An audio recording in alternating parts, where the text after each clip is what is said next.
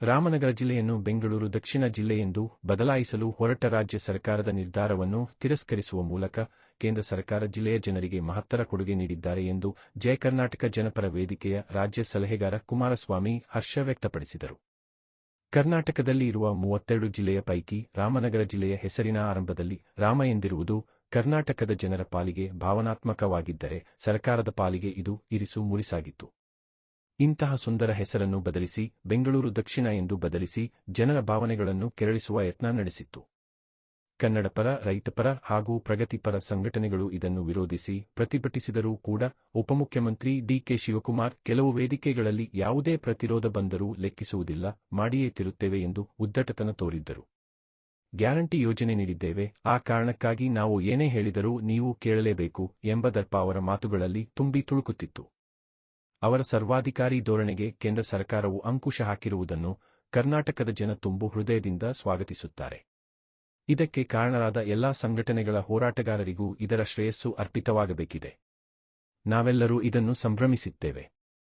ರಾಜ್ಯ ಸರ್ಕಾರವು ಇನ್ನಾದರೂ ಇಂತಹ ವ್ಯರ್ಥ ಪ್ರಯತ್ನಕ್ಕೆ ಕೈ ಹಾಕದೆ ಜವಾಬ್ದಾರಿಯುತವಾಗಿ ವರ್ತಿಸಲಿ ಎಂದು ಹೇಳಿದರು.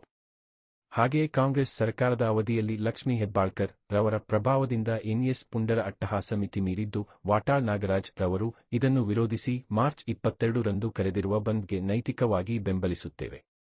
ಆದರೆ ವಿದ್ಯಾರ್ಥಿಗಳಿಗೆ ಪರೀಕ್ಷೆ ನಡೆಯುತ್ತಿರುವುದರಿಂದ ಸಾಂಕೇತಿಕವಾಗಿ ಪ್ರತಿಭಟಿಸಿ ತಹಶೀಲ್ದಾರರ ಮುಖಾಂತರ ಸರ್ಕಾರಕ್ಕೆ ಮನವಿ ಸಲ್ಲಿಸುತ್ತೇವೆ ಎಂದರು. ರಾಜ್ಯ ರೈತ ಸಂಘದ ಸಂಚಾಲಕ ಚೀಲೂರು ಮುನಿರಾಜು ಮಾತನಾಡಿ, ಕರವೇ ಪ್ರವೀಣ್ ಶೆಟ್ಟಿಯವರು ಮೇಕೆದಾಟು ಪಾದಯಾತ್ರೆ ಹಮ್ಮಿಕೊಂಡಿದ್ದು ಸ್ವಾಗತಾರ್ಹವಾಗಿದ್ದು, ಸರ್ಕಾರ ಮೇಕೆದಾಟು ವಿಚಾರದಲ್ಲಿ ನಾಟಕವಾಡುತ್ತಿದೆ. ಉಪ ಮುಖ್ಯಮಂತ್ರಿ ಡಿ.ಕೆ. ಶಿವಕುಮಾರ್ ರವರು ಬೆಂಗಳೂರು ದಕ್ಷಿಣ ಎಂದು ಹೆಸರಿಟ್ಟರೆ ಭೂಮಿಗೆ ಚಿನ್ನದ ಬೆಲೆ ಬರುತ್ತದೆ ಎಂದು ಆಸೆ ಹುಟ್ಟಿಸುತ್ತಿದ್ದು, ರೈತರು ಭೂಮಿಯಲ್ಲಿ ಕೃಷಿ ಮಾಡದೆ ಮಾರಿಕೊಳ್ಳಲಿ ಎಂದು ಇವರ ಹುನ್ನಾರವಾಗಿದೆ. ಕೃಷಿ ಇದ್ದರೆ ಗೊಬ್ಬರ, ಬೆಂಬಲ ಬೆಲೆ ಮುಂತಾದ ವಿಚಾರಕ್ಕೆ ಸರ್ಕಾರವನ್ನು ಪ್ರಶ್ನಿಸುತ್ತಾರೆ. ಕಾರ್ಪೊರೇಟ್ ಕುಳಗಳಿಗೆ ಮಾರಿಕೊಂಡರೆ ರೈತರು ಸಮಸ್ಯೆಯ ಬಗ್ಗೆ ಸರ್ಕಾರಕ್ಕೆ ಯಾವ ಅಡ್ಡಿ ಆತಂಕವೂ ಇಲ್ಲದೆ ನೆಮ್ಮದಿಯಾಗಿರಬಹುದು ಎಂದು ಎನಿಸಿದಂತಿದೆ ಎಂದು ಅಣಕವಾಡಿದರು.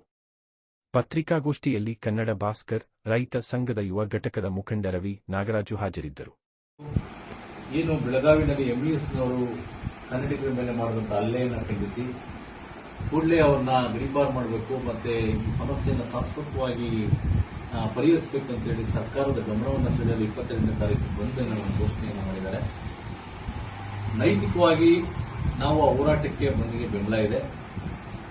ಆದರೆ ನಮ್ಮ ಪ್ರಗತಿಪರ ಸಂಘಟನೆ, ನಮ್ಮೆಲ್ಲ ನಾಯಕರುಗಳು ನಾವೆಲ್ಲರೂ ಕೂಡ ಸಾಂಕೇತಿಕವಾಗಿ ಹೋಗಿ ಒಂದು ಮನವಿಯನ್ನು ಕೊಡುವುದನ್ನು ಸರ್ಕಾರಕ್ಕೆ ಒತ್ತಾಯಿಸಿದ ಮೂಲಕ ಒಂದು ಮನವಿಯನ್ನು ಕೊಡ್ತೇವೆ. ನಾವು ಬಲವಂತವಾಗಿ ಯಾರನ್ನು ಕೂಡ ಬಾಗಿಲಾಗಿಸುವಂಥದ್ದು, ರಸ್ತೆ ತಡೆಯುವಂಥದ್ದು ಕೆಲಸ ಮಾಡೋದಿಲ್ಲ. ನಮ್ಮ ನೈತಿಕ ಬೆಂಬಲ ಇದೆ. ಮತ್ತೆ ವಾಟಾಳ್ ನಾಗರಾಜ್ ಅವ್ರ ಮೇಲೆ ನಮಗೆ ಬಹಳ ಗೌರವ ಇದೆ. ಹಿರಿಯ ಹೋರಾಟಗಾರರು ಈ ವಯಸ್ಸಿನಲ್ಲಿ ಕೂಡ ಇಂಥ ಹೋರಾಟವನ್ನು ಮಾಡ್ತಿರ್ತಾರೆ. ಮತ್ತೆ ಈ ಸಂದರ್ಭದಲ್ಲಿ ಒಂದಷ್ಟು ಎಕ್ಸಾಮ್ಗಳು ನಡೀತಿದ್ದಾವೆ, ವಿದ್ಯಾರ್ಥಿಗಳಿಗೆ ತೊಂದರೆ ಆಗುತ್ತೆ. ಇವೆಲ್ಲವನ್ನು ಸಾರ್ವಜನಿಕರು ಕೂಡ ಕೂಲಿ ಕಾರ್ಮಿಕರಿಗೆ ಫುಟ್ಪಾತ್ ವ್ಯಾಪಾರ ಮಾಡೋದು, ಒಂದು ದಿವಸದ ವ್ಯಾಪಾರ ಇಲ್ಲ ಅಂತಂದ್ರೆ ಅವ್ರಿಗೂ ಕೂಡ ತೊಂದರೆ ಆಗ್ತದೆ. ಆ ನಿಟ್ಟಿನಲ್ಲಿ ನಾವು ಒಂದು ನೈತಿಕವಾದಂಥ ಬೆಂಬಲವನ್ನು ಕೊಟ್ಟು ಸಾಂಕೇತಿಕವಾಗಿ ನಾವು ಹೋಗಿ ತಹಸೀಲ್ದಾರ್ ಅವರಿಗೆ, ಡಿಸಿ ಅವರಿಗೆ ಮನವಿ ಕೊಡೋದ್ರ ಮೂಲಕ ನಾವು ಕೂಡ ನಮ್ಮ ಕನ್ನಡ ಉಳಿವಿಗಾಗಿ, ಭಾಷೆಯ ಉಳಿವಿಗಾಗಿ, ಕನ್ನಡ ನಾಡಿನ ರಕ್ಷಣೆಗಾಗಿ ಈ ಸರ್ಕಾರ ಗಮನ ಸೆಳೆಯಬೇಕು.